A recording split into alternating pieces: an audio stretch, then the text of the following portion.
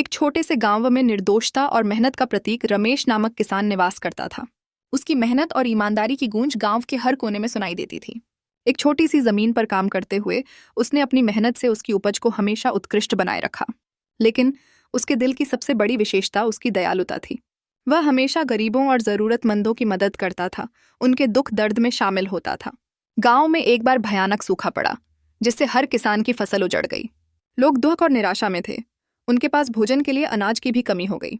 रमेश की हालत भी अलग नहीं थी, फिर भी उसके दिल में दया थी। उसकी मेहनत का फल एक बार फिर बर्बाद हुआ, लेकिन उसने हिम्मत नहीं हारी। अपने पास बचे अनाज को देखकर रमेश ने एक महत्वपूर्ण निर्णय लिया। उसने उस अनाज को जरूरतमंदों में बांटने की ठानी।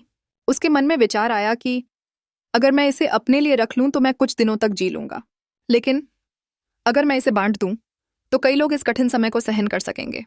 इस सोच ने उसकी दयालुता को और भी बढ़ा दिया। गांव के लोगों ने रमेश की दयालुता की प्रशंसा की और उसे अपने दिलों में जगह दी। उसकी मदद से बहुत सारे परिवार उस कठिन समय में जिंदा रहे। इस दयालुता के कारण गांव में एक संत आए। उन्होंने रमेश की दयालुता के विषय में सुना और उससे मिलने गए।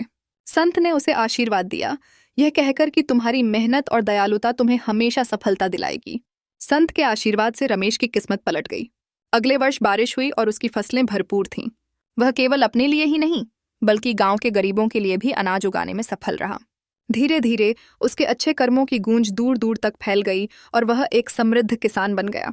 यह कहानी हमें सिखाती है कि दयालुता, मेहनत और ईमानदारी न केवल हमारे जीवन को समृद्ध कर सकती है, बल्कि दूसरों के जीवन में भी सुधार ला सकती है। यह कहानी बच्चों और बड़ों दोनों के लिए प्रेरणादायक है, जो हमें अच्छे गुणों को अपनाने के लिए प्रेरित करती है।